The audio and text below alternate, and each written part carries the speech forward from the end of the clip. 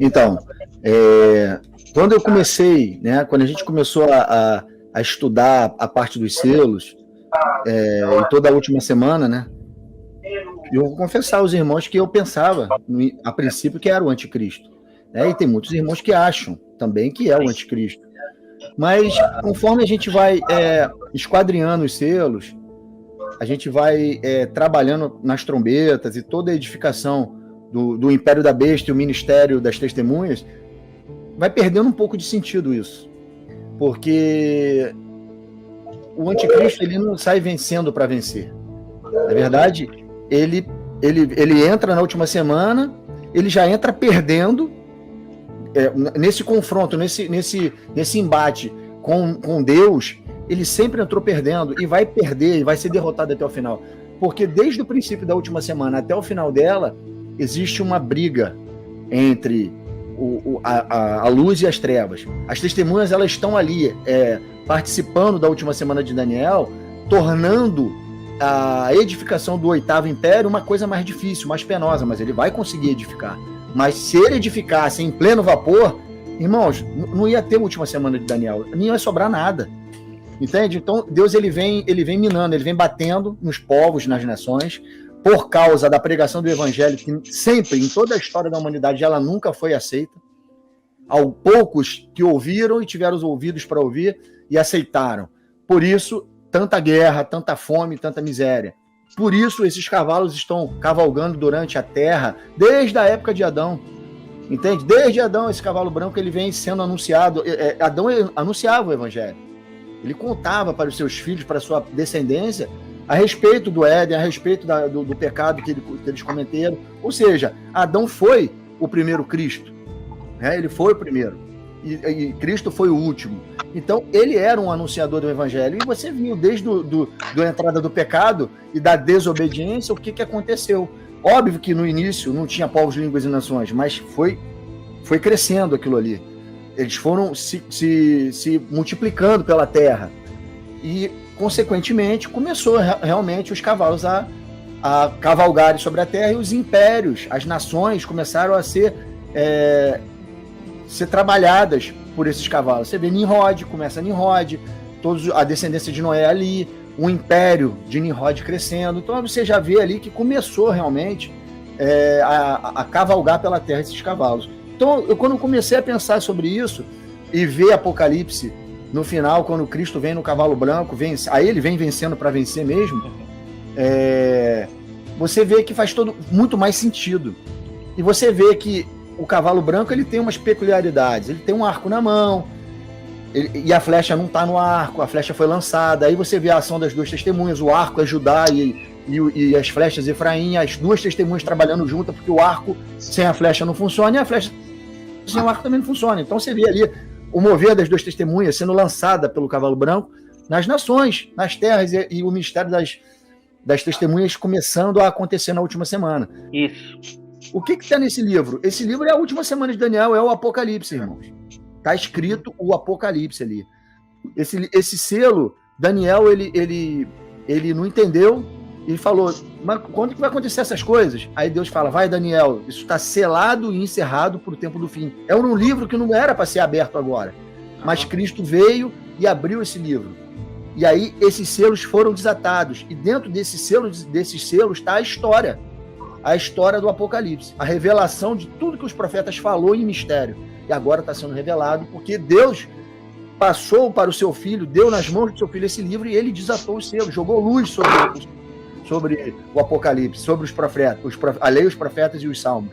E interessante quando você trouxe que os 4 cavalos eles são enviados por Deus, né? Não somente o cavalo branco, mas os outros também. E a gente já fez essa conexão dos quatro seres viventes que estão contados junto ao altar, e quando a gente vai lá para Ezequiel 1, a gente vê aquela roda, né? Até comentei isso no último podcast, que aquela roda vão para os 4 cantos, aonde o Espírito quer que elas vão, entende? Elas fazem cumprir essa vontade. E isso a gente conecta com as duas testemunhas. Esse último versículo, esse versículo que você citou, mas que você leu na live, eu até faço questão de ler aqui, que está em Zacarias 9, no versículo 13. Porque para mim curvei Judá como um arco e o enchi de Efraim. Suscitarei a teus filhos, ó Sião, contra os teus filhos, ó Grécia, e te porei em Sião como espada de um valente. O Senhor será visto sobre os filhos de Sião, e as suas flechas sairão como relâmpago. O Senhor Deus fará soar a trombeta e irá com os redemoinhos do sul. Então a gente vê que eles saem como flechas. E interessante é que não tem como a gente desconectar os selos das trombetas. Não tem como. Porque tem gente que diz, não, mas olha só, depois do 7º selo é que vai ser abertas as trombetas. Mas não. É uma ampliação, tá? Porque assim, as trombetas é uma outra... Deus está mostrando pra gente um outro panorama dos selos. Então é como se fosse assim, olha, eu vou te mostrar aqui o selamento, mas agora as trombetas vai revelar coisa um pouco mais profunda do que irá acontecer de fato. Quando abriu o 2º selo, ouvi o 2º ser vivente dizendo, vem. E saiu outro cavalo vermelho, e o seu cavaleiro foi-lhe dado tirar a paz da terra, para que os homens se matassem uns aos outros. Também lhe foi dado uma grande espada. Meu irmão Ricardo, o que o irmão pode trazer sobre isso para nós? Maravilha. Bom, o 2º cavalo, eu percebo assim como uma consequência daquilo que aconteceu depois da abertura do 1º selo.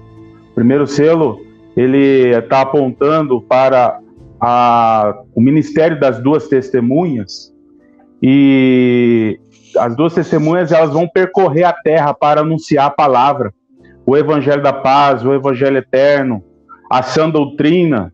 E infelizmente muitos vão resistir, não vão aceitar, muitos vão se rebelar inclusive e confrontar as 2 testemunhas. E está aí a importância de ter esse posicionamento que o Senhor requer das 2 testemunhas. Um posicionamento, um revestimento, uma entrega, uma renúncia total de toda a sua vida a serviço do reino. Então eu percebo isso quando o pastor Pedro estava falando aí, né? Comecei a meditar acerca da menorá, que nós tratamos aqui nos capítulos 2, capítulo 3, e nós enxergamos na menorá as 2 testemunhas, Esmirna de um lado e Filadélfia de outro.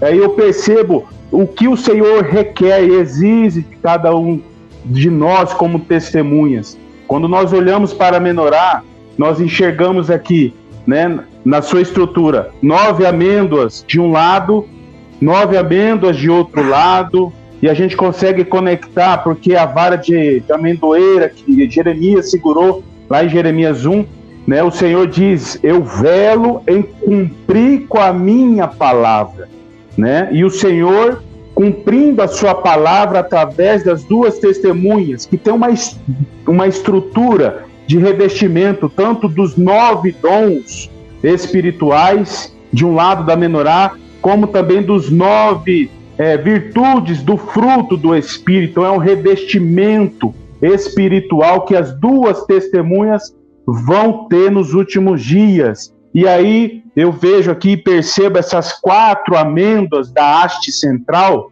também fazendo uma associação, né, dos 4 querubins que estão diante do trono de Deus. Por quê? Porque nos querubins que sustentam, né, que estão ao redor do trono, né, eles apontam para o agir de Deus através dos 4 seres viventes que vão chamar os 4 cavalos. E aí eu percebo, né, que esse acendimento da menorá, como está na tradição judaica, ele começa o acendimento na haste central, o Espírito do Senhor, que está lá em Isaías 11:2. E aí o acendimento começa na primeira semana, no início da primeira semana, usando as 2 testemunhas, proclamando esse evangelho eterno. E por conta dessa resistência, né, virão as consequências. E a gente consegue conectar que o Senhor está agindo também nesse cavalo vermelho com Zacarias 1, por exemplo. Zacarias 1 tem lá a menção do anjo do Senhor que estava entre as murtas, e ele estava sentado, estava sobre o cavalo vermelho. E aí eles perguntaram para este anjo do Senhor, né? Perguntaram para ele assim, quando é que vai acontecer essas coisas, né? e com grande zelo estou zelando por Jerusalém, e com grandíssima ira estou irado contra as nações, em descanso, porque estando eu um pouco desgostoso, eles auxiliaram no mal. Então, a gente percebe que os 4 seres viventes estão conectados com os 4 cavalos, e os 4 cavalos são os 4 ventos do céu, e são os 4 espíritos que vão agitar o grande mar, e o grande mar, povos, línguas e nações. É um trabalhar do Senhor nesta primeira metade da semana. É uma triagem, né? A gente percebe dessa maneira. Porque com a provação do fogo, com o anunciar da palavra de Deus, e muitos vão resistir, virão essas consequências. Mas é necessário que haja essas consequências, para que encontre no coração de cada um o arrependimento. Então, essas consequências são necessárias. E a primeira consequência do cavalo vermelho, né, aponta para a morte. Então, são sinais que virão, por isso que nós precisamos associar com as trombetas, porque as trombetas anunciam, né, esses flagelos, e são flagelos para provocar no coração do homem o lugar de arrependimento. É isso. É para uns arrependimento e para outros guerra. Porque o cavalo exato, juízo. Guerra, né? Muitas nações vão se arrepender, vão ouvir os testemunhos, vão começar a se arrepender, né? Mas outras pessoas, outros povos, línguas e nações não vão se arrepender. Quando abriu o terceiro selo, ouvi o terceiro ser vivente dizendo bem. Então vi e eis um cavalo preto, o seu cavaleiro com uma balança na mão. E ouvi uma como que voz no meio dos 4 seres viventes dizendo: uma medida de trigo por 1 denário, 3 medidas de cevada por 1 denário, e não danifiqueis o azeite e o vinho. Daí, irmão Pedro. Pô, tem as implicações espirituais, né? Sim. Sobre esse texto. E tem a coisa literal, né? Você vê aí que Deus está sendo zeloso com o alimento, porque tem que sobrar alguma coisa na terra para ele poder prover para o pessoal que está fugindo, né? Tem que ter. Mas para quem não creu na palavra das 2 testemunhas, a comida e a bebida você viu que vai ficar caro, né? Vai ficar difícil. Vai ficar pesado. O denário era um mês de trabalho, né? Se eu não me engano, 1 ano de trabalho, não me lembro agora, um dia de trabalho. Um dia. Era um dia de trabalho. Você trabalhar um dia inteiro para você ter um prato de comida. Imagina a situação de calamidade que vai ser quando isso acontecer.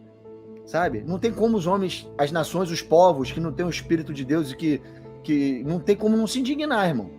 Se não estiver entendendo o tempo que está vivendo e as coisas que estão sendo faladas na última semana, o cara vai se indignar mesmo. Ele vai querer sair matando os outros pela rua, porque, irmãos, você pode faltar tudo na sua vida, mas se faltar comida, irmão, faltar bebida, o homem se transforma. É a famosa zoomorfização. Você vira animal, irmão.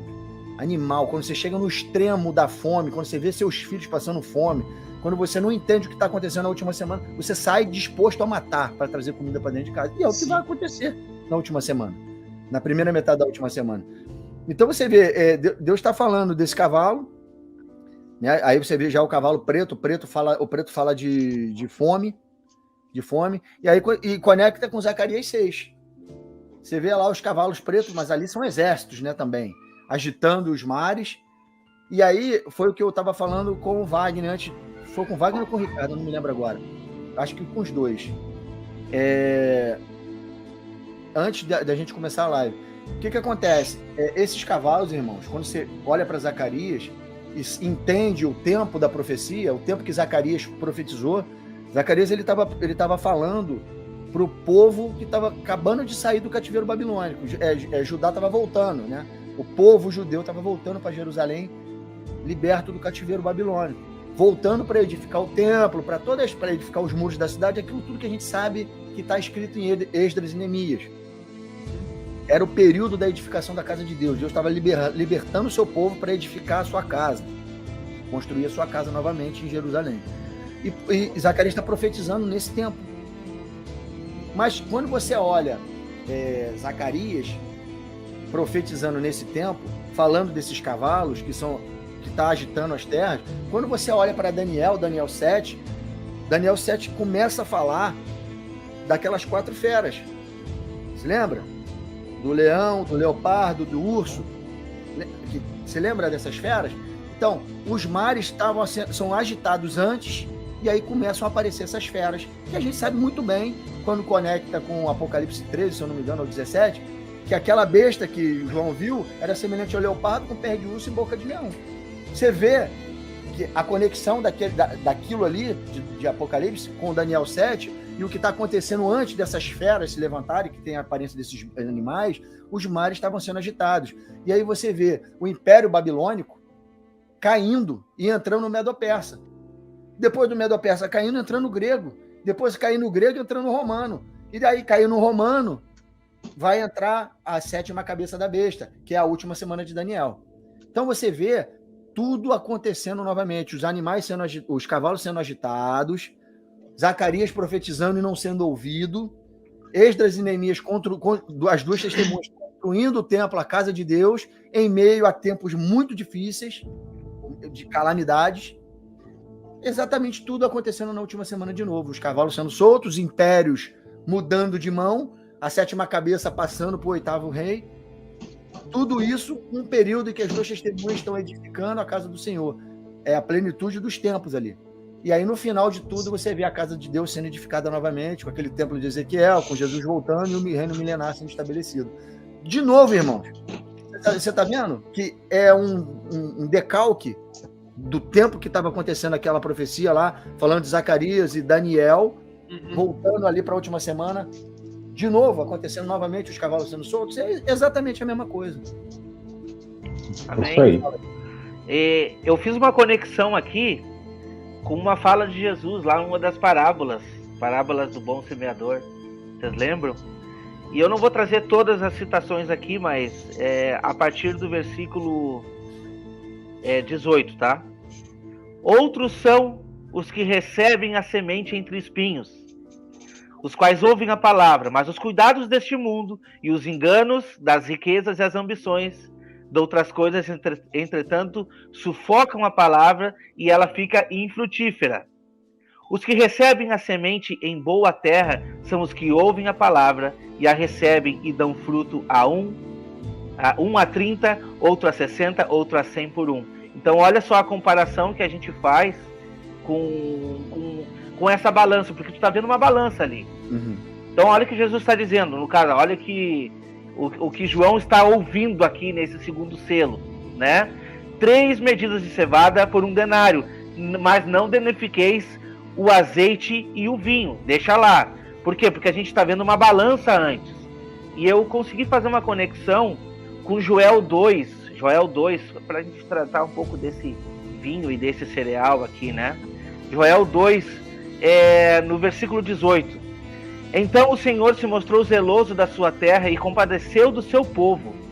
E respondeu-lhe e lhe disse: Eis que vos envio o cereal e o vinho e o óleo, e deles sereis fartos.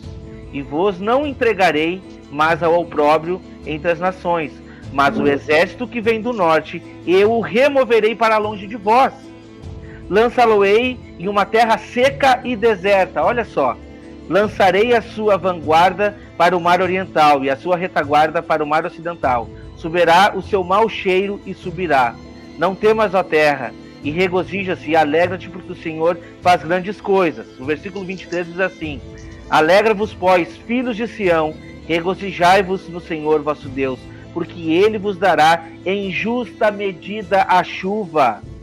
Fará descer como outrora a chuva temporã e a chuva serôdia. Então é uma balança. A gente está vendo aqui praticamente a fome chegando, né?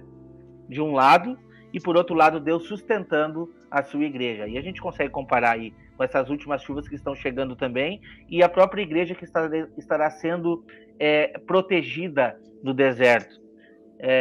Irmão Wagner.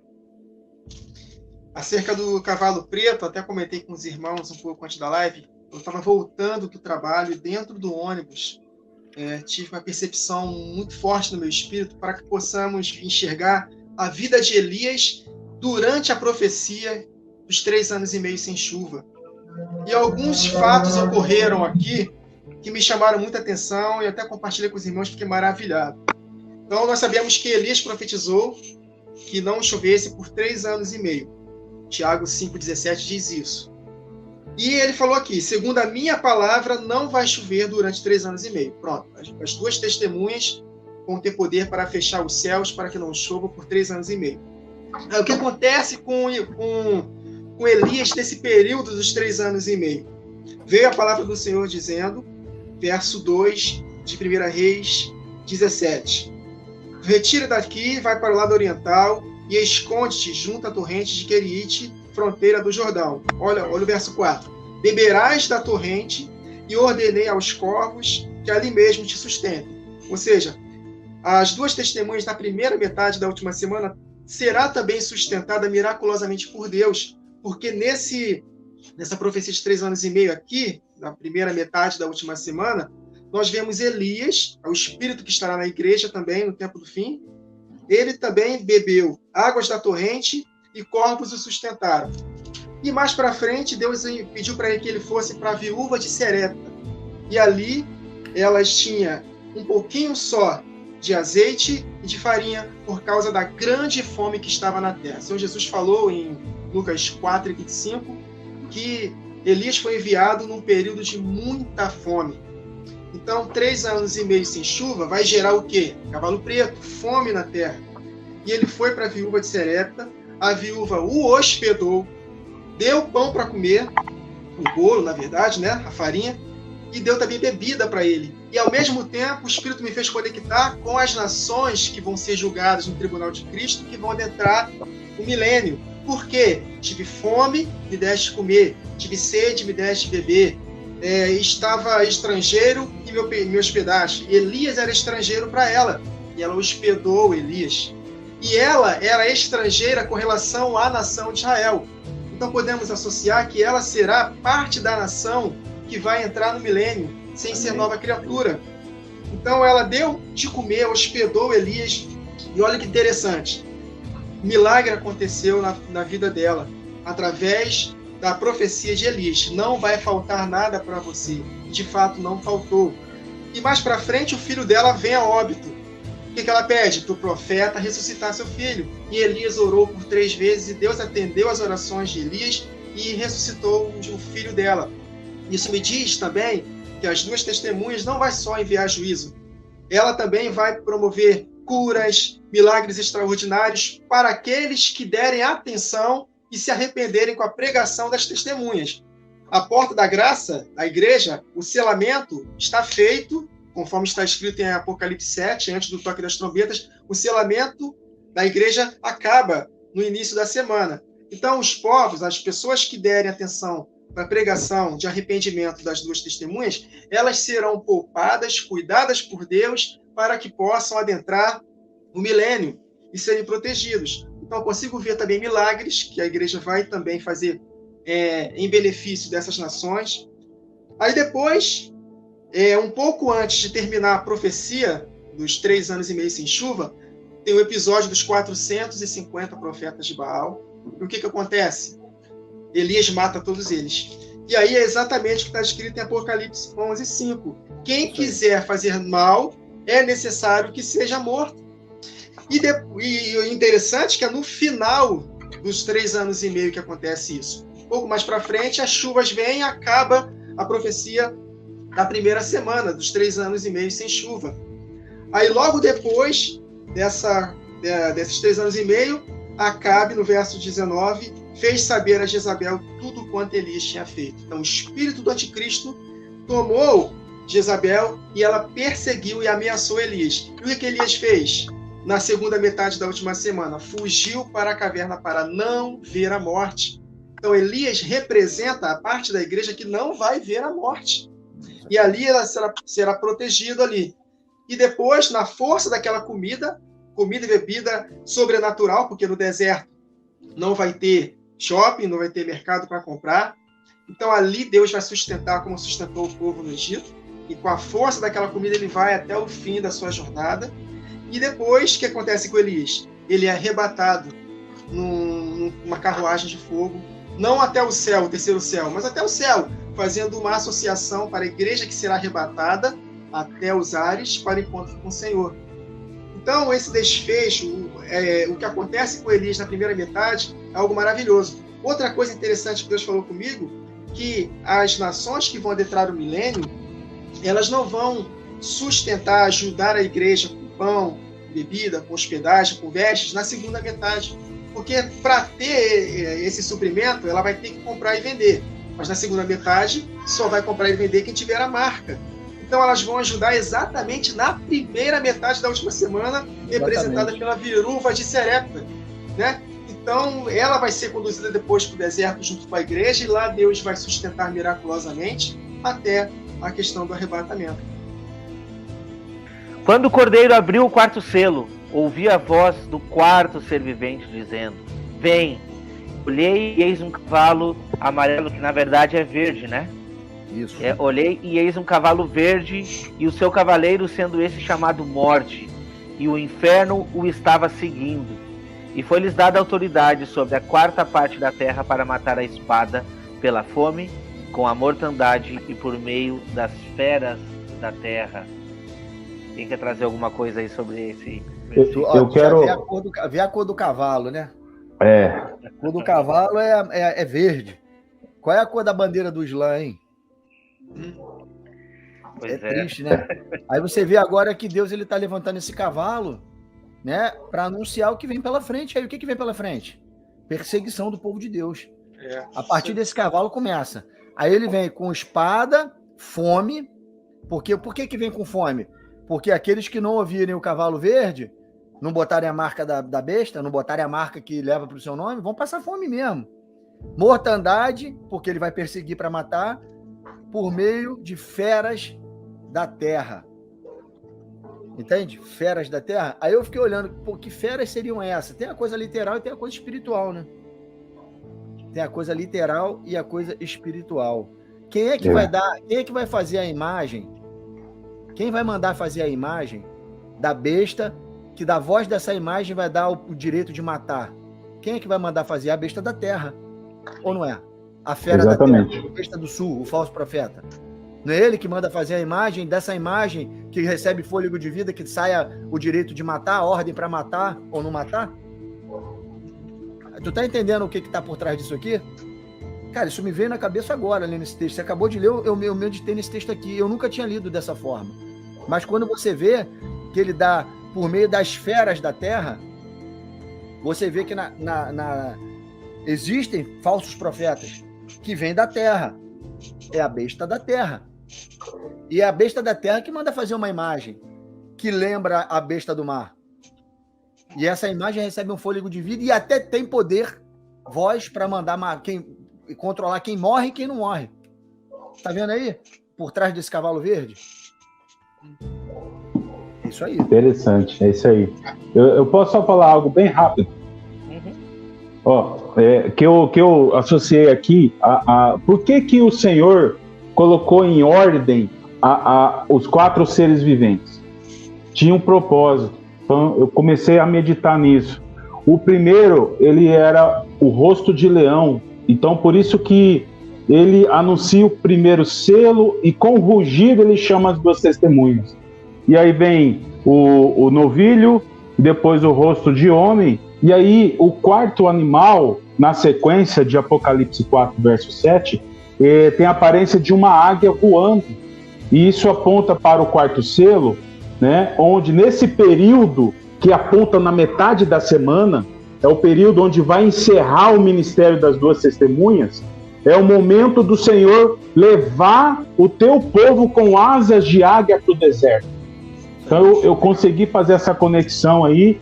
E a gente já olhou que são duas asas da grande águia? Por que Deus estaria dando essa informação? Duas asas da grande águia. Será que ninguém sabe que a águia tem duas grandes asas? Por que ele estaria falando duas? Né? Por quê? Exatamente.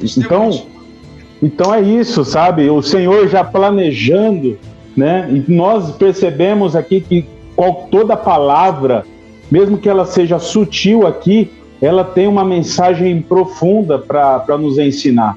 é um guia, é um manual de sobrevivência, é um manual, né, para que possamos aí usar nos últimos dias, e muitos vão acompanhar as duas testemunhas, né? As duas testemunhas apontam também para aqueles sábios que ensinarão a muitos, e por conta disso, muitos serão, né, alcançados com misericórdia com a palavra de sabedoria da boca deles. Então, essa questão da águia voando, apontando para o Senhor, conduzindo o teu povo para o deserto, é muito importante. E nós estamos tratando aqui, irmãos, da questão da primeira metade da semana. Isso aponta para o avivamento, a realidade do último e grande avivamento. Então, para muitos isso parece estranho, mas é a realidade, é a obra do Senhor nos últimos dias.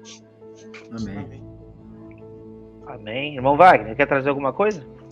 Só para completar, acerca desse quarto selo, desse cavalo verde, está dizendo aqui que ele será chamado Morte, e o Hades o seguia. Isso diz também que ele vai matar as testemunhas, a parte das testemunhas que não vai para o deserto, irmão Ricardo. A parte que vai morrer. Isso. Tanto que no verso 9, no quinto selo, quando ele abriu o quinto selo, vi debaixo do altar as almas dos que tinham sido mortos por causa da palavra. Então, de fato, Deus dando vitória para as testemunhas. Por que vitória para as testemunhas? Porque em Apocalipse 2, 12 e 11 está escrito lá: eles o venceram pela palavra do testemunho, pelo sangue do Cordeiro, e mesmo em face da morte não amaram suas próprias vidas. Então, eles venceram, e está conectado com o cavalo branco. Eles foram vitoriosos para vencer, porque é Jesus Cristo enviando as suas testemunhas, vitoriosas e para vencer. Amém. É exatamente isso.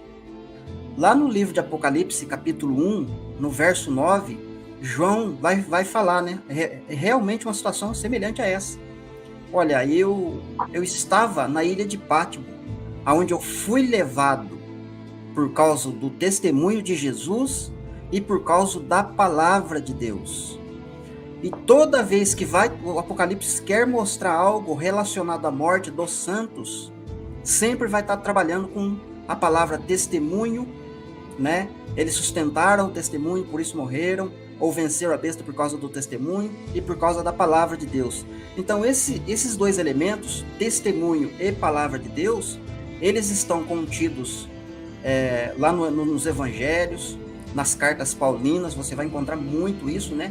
Testemunho de Jesus, quem tem a fé em Jesus, quem guarda os mandamentos, quem obedece os mandamentos. Então o Apocalipse quer nos mostrar, ele não quer esconder, ele quer nos mostrar de que esse grupo de pessoas que morreram, que estão debaixo do altar clamando, essas pessoas sustentaram um testemunho. E o testemunho está relacionado com a palavra de Deus, de pessoas que estão ligadas a Jesus Cristo. Então não tem como você desmembrar. Olha, a igreja tem o testemunho de Jesus, a igreja é santa, a igreja é fiel, a igreja obedece a Jesus. Só que na grande tribulação a igreja não pode estar dando testemunho de Jesus, porque a igreja não está mais aqui. Então, infelizmente, nós temos sim uma multidão esmagadora de irmãos ainda que tem esse pensamento, essa tendência em crer, né? Inclusive, né, no livro do Apocalipse, eles vão pular uma parte do livro, né? Chega no capítulo 4, eles vão direto lá para o 19, né? Porque do 4 até o 19 não aparece a palavra igreja, né? Mas aparece a palavra santos, né? É importante destacar a palavra santos, porque lá no livro de Daniel é falado, né, que os santos do Altíssimo estavam sendo prejudicados, magoados, sofrendo na mão da besta, até que veio o ancião de dia e faz justiça aos santos do Altíssimo. A mesma expressão que o livro do Apocalipse vai mostrar em vários momentos, que os santos que tem o testemunho de Jesus, é os santos que guardam os mandamentos, são os santos que têm a fé em Jesus e são firmes, né? São perseverantes. Então, esses pontos, né, que não é destacado, sempre quando a gente vê as pessoas, né, falar do livro do Apocalipse, falar da visão, quando eu digo as pessoas, eu estou dizendo no geral, tá, queridos? As pessoas olham, né, e falam, nossa, a besta, né, o anticristo, aquelas coisas todas, né? está fazendo dano na terra, né? Tá prejudicando aquele pessoal que ficou na grande tribulação. Mas eles não conseguem, na maioria das vezes, não conseguem se ver, né, nessa situação. Então, assim, já estou finalizando a minha fala como introdução. Então, dentro desse capítulo 6, versículo 9, eu quero ler, o irmão ainda não leu, né? Mas eu acredito que o irmão leu, né? Uhum. Apocalipse 6, 9, né? Uhum. Quando ele abriu os quintos selos, eu vi debaixo do altar as almas daqueles que tinham sido mortos por causa da palavra de Deus e por causa do testemunho que sustentavam. Então, eles têm um testemunho, eles sustentavam um testemunho. Só que, quando a gente olha principalmente lá no capítulo 11 de Apocalipse, Deus dá poder para as duas testemunhas, eles vão profetizar por 1260 dias, né? Vai fazer sinais e prodígios, vão fazer várias coisas na terra. E quando as duas, estou só parafraseando, tá? Quando as duas testemunhas terminarem o trabalho, o testemunho que elas devem dar, a besta que sobe do abismo se levanta, né? E as vence. Ou seja, uma pergunta agora que eu vou colocar aqui, né? O público aí, né? Se a besta vai se levantar para fazer guerra contra as duas testemunhas, né? Se a gente for visualizar como Moisés e Elias, ou como Moisés e Enoque, eu não sei qual, como se fosse duas pessoas, por que ao decorrer do livro do Apocalipse, quando vai destrinchar, vai esmiuçar em detalhes esses eventos, por que o livro não fala, olha, aquelas duas pessoas, né, estão sofrendo na mão, essas duas pessoas sustentaram, que nem a gente leu aqui, ó, essas pessoas que estão mortas debaixo do altar sustentaram o testemunho de Jesus. Aquelas duas testemunhas de Apocalipse 11 sustentaram a palavra, tiveram um testemunho, né? Então a gente não vai conseguir enxergar, ler no livro, na sequência, essa expressão, como sendo assim, só duas pessoas, né? A mesma coisa eu digo lá no livro de Daniel. Você não vai encontrar duas pessoas sofrendo na mão da besta lá. Lá tem uma besta com 10 chifres, né? Uhum. 10 chifres e persegue os santos. No livro do Apocalipse ela tem 10 chifres, só que ela tem 7 cabeças, né? É a única diferença. É porque passou o tempo. Mas é o mesmo animal, é a mesma situação, né? Então, finalizando mesmo agora aqui minha fala, eu só quis fazer esse contraste, essas comparações, e antes da gente adentrar mais profundamente aí nos pontos, né?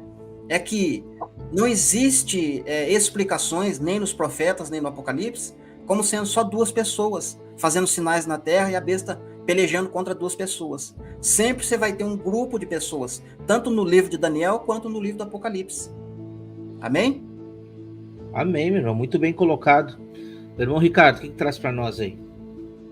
Vamos lá. Interessante, né?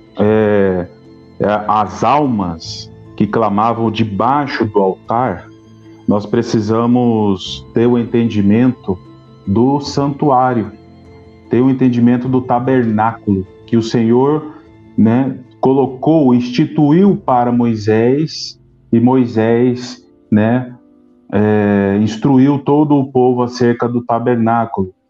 Então, no final da live, eu acho que dá para colocar um link aí a respeito da imagem que nós trabalhamos. Nós íamos compartilhar aqui na live, mas eu creio que depois da live, eu acho que dá para colocar alguns links, e aí nós vamos compartilhar a imagem com os irmãos que estão assistindo. Então, o tabernáculo é muito importante para termos esse entendimento de que altar ele está sendo tratado aqui na abertura do quinto selo. A palavra altar no grego aqui é tusiasteron.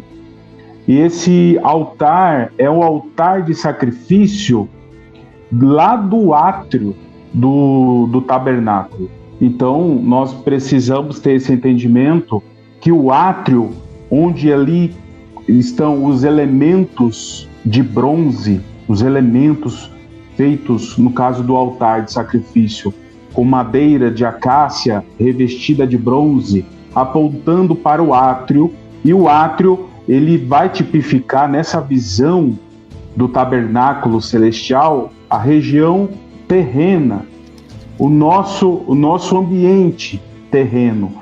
por isso que as almas clamavam debaixo do altar. E debaixo da terra nós temos uma região no qual no Antigo Testamento é chamado de Sheol e no Novo Testamento, no grego, é chamado de Hades. Então nós precisamos ter esse entendimento do altar, que não é o mesmo altar de ouro que se encontra no lugar santo, que mais para frente nós vamos tratar isso no Apocalipse, se Deus quiser. Não é o altar de ouro, não é o altar de incenso, é o altar de bronze que aponta para a terra. E essas almas que clamam debaixo do altar, debaixo da terra, apontam para a região do mundo dos mortos. Nós chamamos de Sheol, também nós chamamos de Hades. Essas almas dos mártires, por que mártires? Porque eles sustentaram durante as suas vidas a palavra de Deus através do seu testemunho. E a palavra testemunha aqui, no grego, é martúria. Martúria, ele é derivado de martus, e martus, do grego, ele significa testemunhas.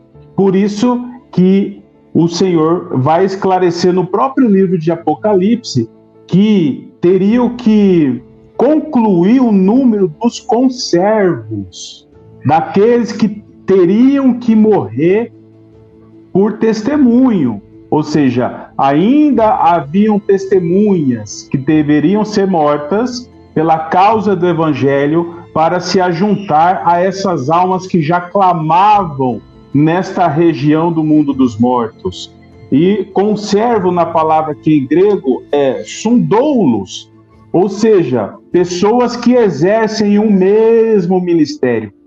Por isso que testemunho aponta para testemunhas. Se nós analisarmos mais a fundo no livro de Apocalipse, nós vamos perceber que o anjo vai falar com João, quando João, no capítulo 19 e também no capítulo 22, João ele se ajoelha para adorar o anjo. E o anjo ele vai repreender João falando: olha, não se faz assim, pois eu sou conservo de ti.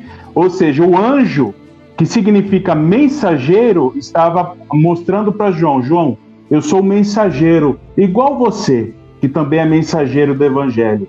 Não faça isso, adore a Deus. Então nós precisamos entender esses detalhes para chegarmos aí do que significa essas palavras mencionadas, principalmente aqui na abertura do quinto selo. Amém, exatamente. Olhei e eis um grande tremor na terra, né? Essa parte do sexto selo, né? Gente, antes de começar a falar ali sobre sinais, o irmão deixou claro ali que Mateus 24 fala sobre os sinais da vinda que antecedem a vinda de Jesus, né? Os discípulos perguntaram: quais são os sinais da tua vinda? Jesus fala de muitas coisas, mas os sinais que ele diz assim, ó, isso aqui é a última gota, é o que vai acontecer. São esses sinais, no sol, na lua, nas estrelas, no mar e tudo mais.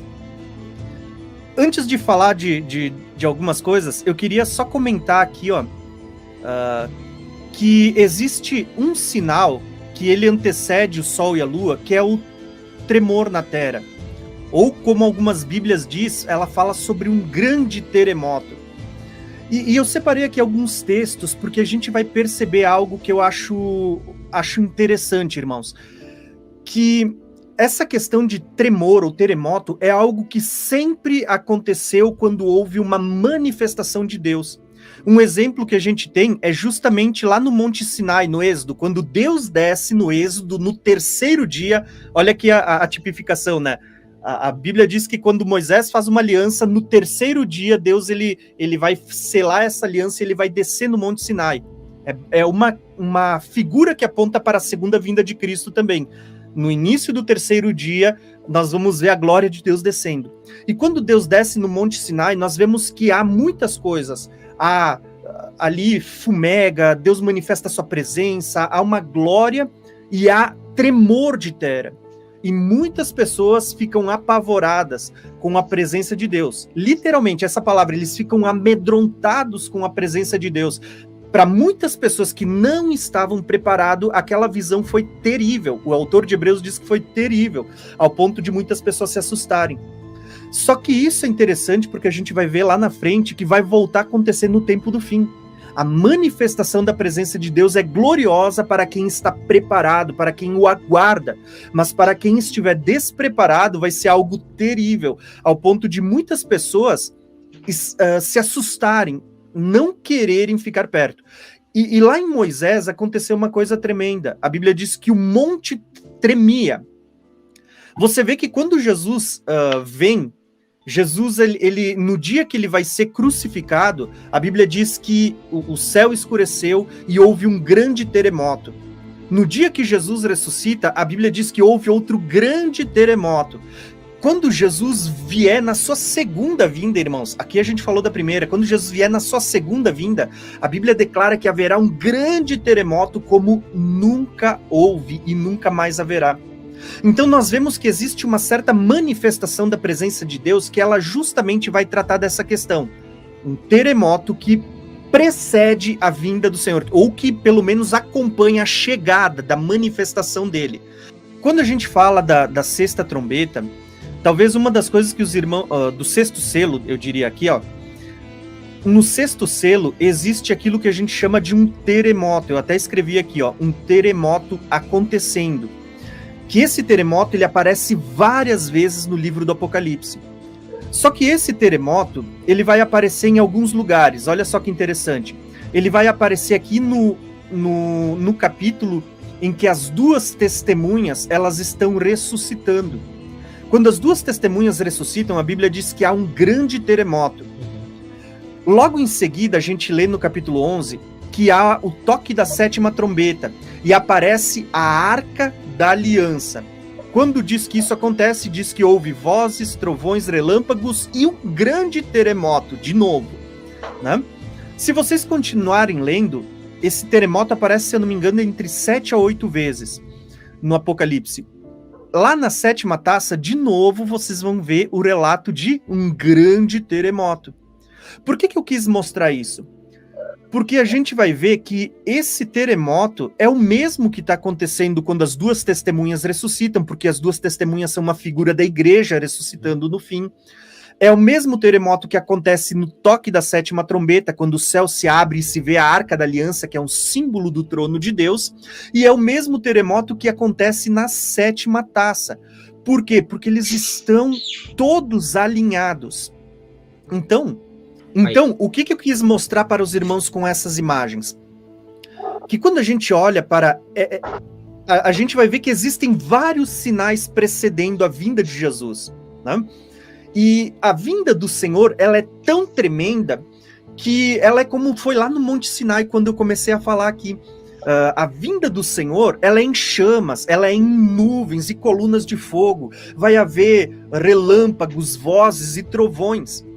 Para quem aguarda a vinda do Senhor, João, ele vai falar bem assim, ó, o apóstolo João nas suas epístolas, ele diz assim, ó, que aquele que está aperfeiçoado no amor, ele diz não tem medo, porque no amor, o amor ele tira todo medo, não tem medo. E ele diz que nós devemos estar aperfeiçoado no amor para que quando ele se manifestar a gente não se envergonhe, a gente não se afaste. Sabe, por que eu falo isso, irmãos? Porque a vinda do Senhor, ela é um evento glorioso para a igreja, para quem está preparado, para quem está desperto, mas para a maioria daqueles que são ímpios e daqueles que um dia sendo igreja, mas estão dormindo, são nécios, vai ser um dia terrível. Vai ser um dia, como a gente vai ler daqui a pouco, onde as pessoas vão ter tanto medo que elas vão se esconder nas cavernas. Que elas vão gritar, escondendo-nos da face daquele que está sentado no trono. Por que todas as coisas estão escurecendo? Por que toda a natureza está nesta situação, irmãos? A Bíblia diz assim que a mesma natureza, lá na queda, na queda do homem, no princípio, ela foi afetada. E existe um detalhe, eu separei os textos aqui, mas agora eu já passei eles para baixo, aonde mostra que Deus ele vai desembainhar a sua espada e ele vai começar o juízo pelas regiões celestiais. Isso porque a Bíblia vai mostrar que existem principados e potestades que atuam nas regiões celestiais. E, então você vê que tanto as regiões celestiais serão afetadas como a terra. Há um juízo acontecendo. E aí nós vamos ver uma questão de que mesmo a própria natureza, ela aguarda a redenção dos filhos de Deus, e ela também precisa ser redimida. Então você vê que muitas coisas elas vão sofrer também um juízo da parte de Deus. Quando a gente fala do sol, da lua e das estrelas, a Bíblia diz que ali no sexto selo, que o sol ele ficou negro como quem coloca um silício negro, né? Isso era uma espécie de um saco preto feito com pelos de cabra. É como se Deus estivesse dizendo, eu vou botar um saco, eu vou cobrir para que ele não dê a sua claridade. A lua tornando-se vermelha como sangue, as estrelas caindo do céu. Aqui existe uma questão polêmica até bem interessante, né, se são meteoritos ou se são estrelas mesmo, por causa da sua dimensão, mas é uma questão para a gente tratar quando tiver mais tempo, né? Mas o que eu quero falar sobre isso? Por que tudo isso está acontecendo? Para que naquele dia, existe até os profetas falando sobre isso, eu tinha separado aqui, diz que naquele dia será dia de negridão, dia de trevas, e naquele dia só o Senhor será exaltado. Por que o texto está falando que só o Senhor será exaltado? E por que a Bíblia diz que a vinda do Senhor ela será um evento visível que todas as nações verão? Porque aquele dia vai estar tão escuro, o sol não deu a sua luz, a lua está vermelha, as estrelas que brilham no céu estão se foram. Aí, quando você tem esse cenário de escuridão, tudo escuro, você consegue compreender a mensagem de Jesus em Mateus 24, quando ele diz que a vinda dele é como um relâmpago, que se mostra, né? Que se mostra. Por que se mostra? Porque quando o relâmpago ele dá o seu clarão no meio de uma noite densa, o que aparece? É só o relâmpago que brilha. A vinda do Senhor, a Bíblia diz assim, que ele virá na glória do seu Pai junto com os anjos. Quando a Bíblia diz que as nações verão Jesus vindo em glória, a palavra glória é resplandecer.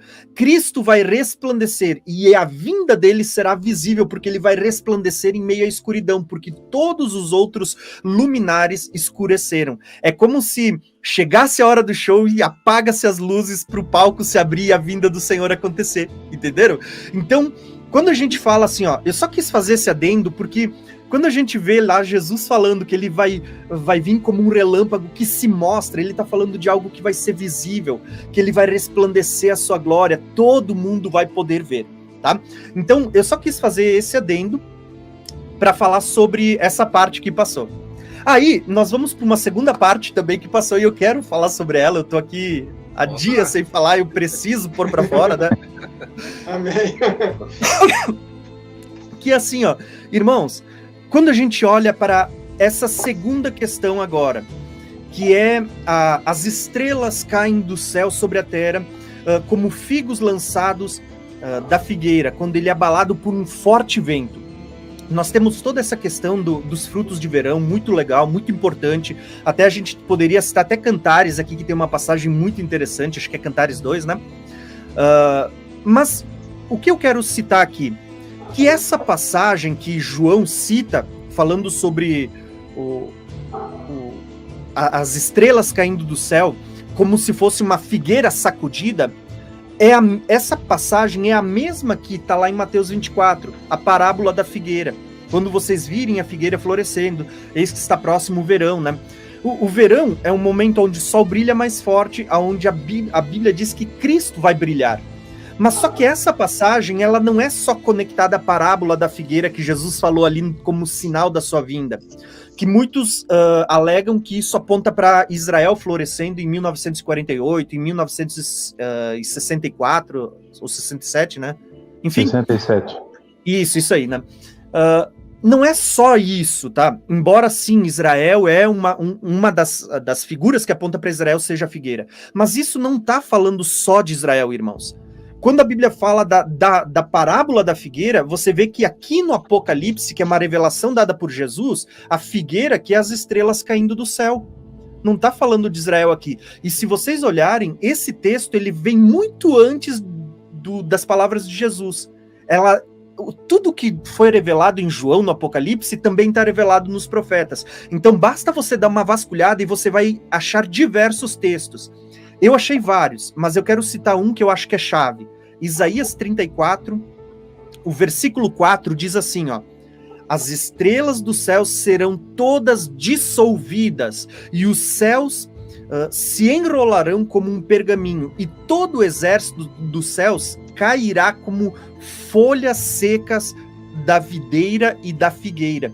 Isaías 34, versículo 4, ele está citando a mesma figura, que o céu, as estrelas estão caindo, e ele vai fazer uma conexão com a figueira e com a videira. Até teve o irmão que citou Lucas diz assim, na parábola da figueira, né, quando a figueira e todas as árvores, né? Então você vê que existe toda essa figura, tá?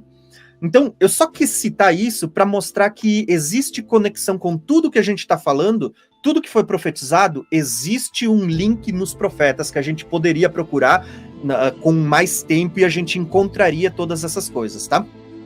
Mas, sim, agora concluindo a minha fala, agora sim eu quero falar então sobre o que o irmão falou, que era o céu retirou-se como um livro enrolado, né?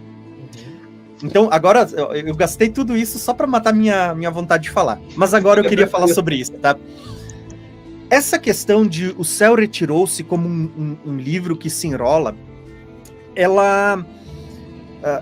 para vocês entenderem, para quem está nos acompanhando de casa, a Bíblia ela vai trazer uma figura como se Deus tivesse criado a terra e tivesse vestido a terra com firmamento, como se fosse roupas, como se fossem vestimentas. Essa é uma linguagem bíblica, né? Como se Deus estivesse estendido uma roupa, ou como se Deus estivesse estendido um rolo aberto. E a criação é como se fosse a história nesse rolo aberto. Beleza. São duas figuras diferentes. A história de um rolo aberto e a história de como se fossem roupas.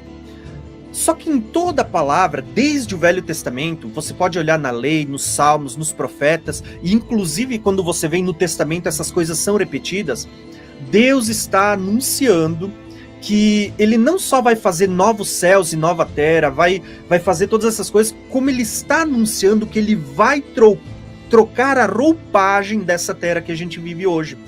Então a gente vai encontrar lá nos... Eu vou citar Salmos, mas vocês vão ver que isso está no Velho e no Novo Testamento. Eu quero intercalar alguns textos. Aonde que você vê isso escrito, irmãos, que o céu se recolheu como um pergaminho?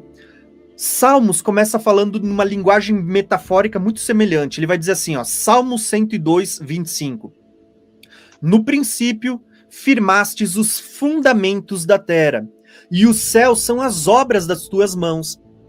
Eles perecerão, mas tu permanecerás. Eles envelhecerão como vestimentas, como roupa, tu a trocarás, e eles serão jogados fora. O que o salmista está dizendo? Que os céus ele envelhecerão e que o Senhor trocará eles como roupas. Entende? Então o que está acontecendo aqui no sexto selo? Deus está rompendo ele e Deus vai trocar, Deus vai fazer novos céus. Esses céus serão refeitos por ocasião da vinda do Senhor. O autor de Hebreus 1:10, ele vai citar esse mesmo salmo, ele vai citar a mesma coisa, vocês podem conferir em casa, né? Mas, deixa eu só achar aqui o texto, que eu acho que deve ser em Isaías, onde ele vai usar essa mesma figura. Isaías, ele está dizendo que Deus, ele vai trocar como um pergaminho. Aqui, Isaías 34:4, o texto que eu tinha lido primeiro, tá? Eu separei vários, porque tem várias vezes essa linguagem repetindo, mas eu vou citar um. Isaías 34:4 diz assim, ó, as estrelas do céu serão todas dissolvidas, e os céus se enrolarão como um pergaminho. Olha só, e o exército dos céus cairá como folhas de uma videira e de uma figueira. Por que Isaías está usando essa figura? Eu citei a figura de uma roupa, como se o céu envelhecesse como uma roupa e ela vai ser trocada, mas tem essa figura do pergaminho. Quando você olha o pergaminho se enrolando, existem duas figuras. A que você começa a desenrolar ele de um lado, lembra aquele rolo de pergaminho que os judeus carregam com a Torá, com a lei, enfim? É mais ou menos essa ideia. Só que aqui fala de um pergaminho como se esse pergaminho ele tivesse se rasgado ao meio e se enrolasse um para cada lado, ambos os lados. Então, na vinda do Senhor, é isso que está acontecendo. É como se chegasse ao final de um ciclo, encerrou-se todas as profecias, né? É que nem Daniel lá fala, né, que no final dessas coisas cumprir-se-ão algumas maravilhas, né? Quando chegar ao final das 70 semanas. É como se agora tivesse chegado ao final de um ciclo e cumpriu-se tudo. Aquele pergaminho se rasga no meio e agora a gente vai ver a descida. E é por isso que daqui a pouco, quando a gente for ler, dizendo assim, que as pessoas estão se escondendo nas cavernas porque elas olham para cima e elas veem o trono de Deus e veem a ira do Cordeiro, as pessoas estão olhando para cima e estão vendo por quê? Porque os céus foram descortinados. Não existe mais nada tapando para que a gente deixe de ver o que está acima de nós. As pessoas vão ver os céus abertos e aí a glória de Deus se manifestando. E quando o céu se abre, na primeira vez o céu se abriu para Cristo subir, agora o céu se abre para ele voltar. Gente, isso é tremendo demais, tá? E havendo aberto o 7º selo, fez silêncio no céu por meia hora, e viu 7 anjos que estavam diante de Deus, e foram-lhes dadas 7 trombetas. Meu irmão Wagner Nunes, o que você pode trazer para nós aí? Amém. É importante nós compreendermos que o livro selado de 7 selos, Jesus, a cada selo que ele vai abrindo, ele vai nos contando o que vai acontecer na última semana. Na verdade, o livro selado de 7 selos fala o que vai acontecer na última semana que vai anteceder a volta de Jesus. E, obviamente, falando também sobre a volta de Jesus. Recapitulando, né? O primeiro selo é Cristo enviando suas testemunhas, vitorioso para vencer. Depois, o segundo selo, que é o cavalo vermelho,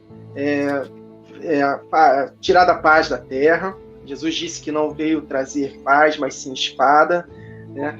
E no terceiro selo, fome, tudo consequências da ação das 2 testemunhas.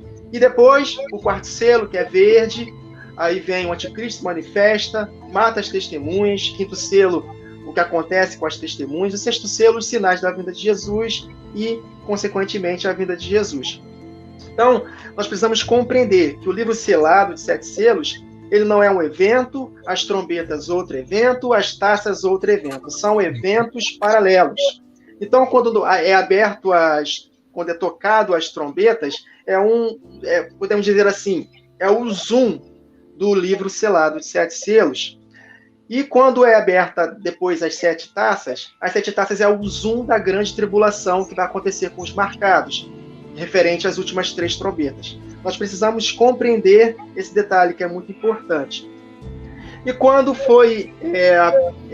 houve um silêncio no céu, o pastor Pedro, eu assisti ontem e hoje, assisti umas 3 vezes um vídeo que ele deixou, que está no canal dele, né? Se você não pôde assistir, é só clicar lá, canal ID, Silêncio no Céu, se eu não me engano. Acho que esse é o título. Vamos deixar aqui embaixo também, irmão Wagner, depois. Isso. Os irmãos poderem assistir. Vai deixar aqui. Pode deixar, isso aí. Eu nunca ouvi ninguém falando sobre o Silêncio no Céu. Ele foi o único que eu ouvi explicando, e foi uma explicação assim maravilhosa. A conexão que ele fez com as muralhas de Jericó, meus irmãos, foi tremendo.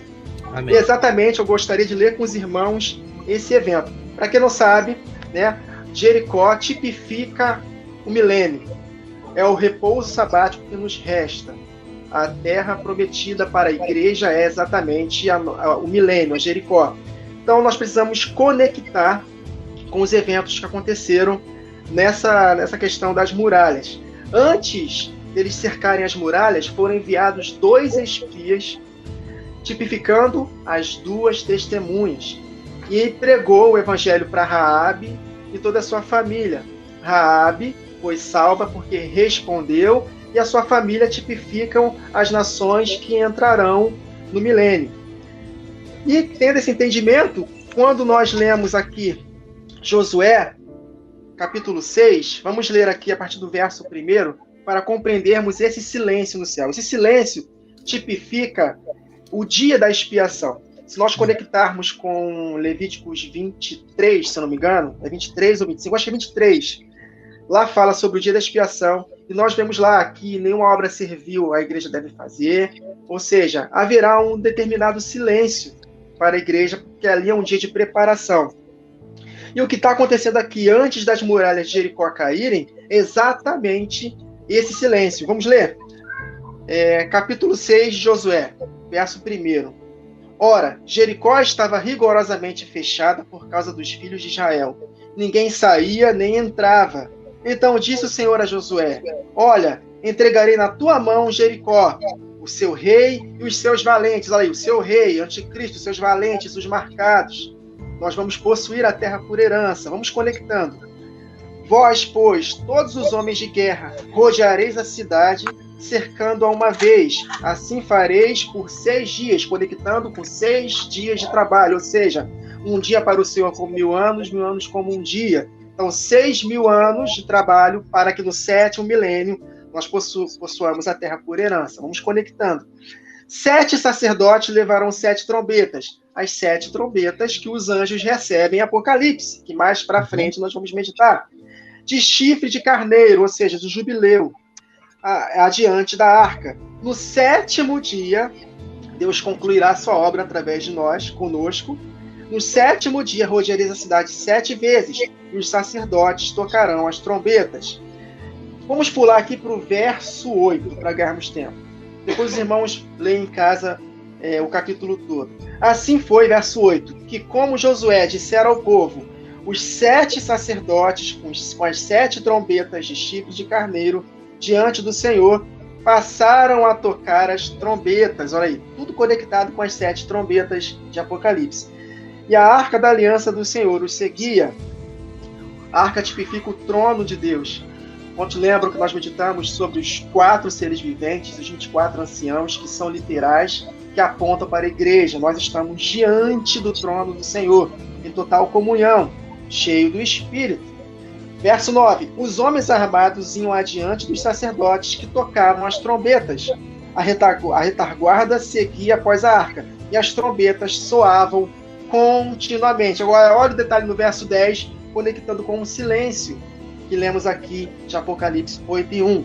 Porém, ao povo ordenava Josué. Josué é uma tipificação de Cristo. Então, Cristo ordenando para nós, enviando as testemunhas, estando conosco, dizendo, não gritareis, olha o detalhe, não gritareis, nem fareis ouvir a vossa voz, nem sairá palavra alguma da vossa boca. Houve um silêncio. Até ao dia em que eu vos diga, gritai, então gritareis. Então as conexões são tremendas com o dia da expiação. E o que vai suceder? Depois que Jesus Cristo sair do o nosso sumo sacerdote, sair do Santo dos Santos para expiar os nossos pecados, vai haver de fato o grito. E aí o Espírito me conectou aqui, me fez lembrar Apocalipse capítulo 11, verso 15, no soar da última trombeta. Olha só, o 7º anjo tocou a trombeta e houve no céu grandes vozes dizendo, o reino do mundo se tornou de nosso Senhor e do seu Cristo, e ele reinará pelos séculos dos séculos. Tomaremos posse da nossa Jericó.